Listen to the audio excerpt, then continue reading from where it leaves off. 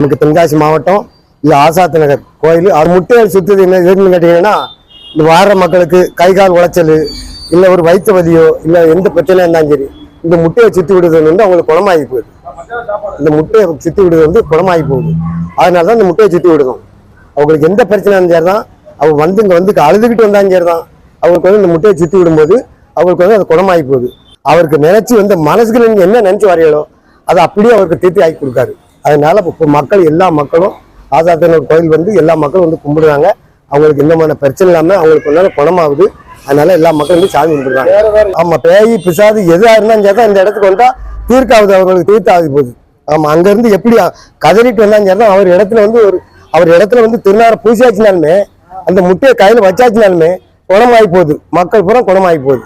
ஆமா, அதனால எல்லா மக்களும் வந்து இந்த எல்லா தேசம் வந்து எல்லா மக்களும் வந்து எல்லாம் சாமி கும்பிட்டு நல்ல மேல போறாங்க.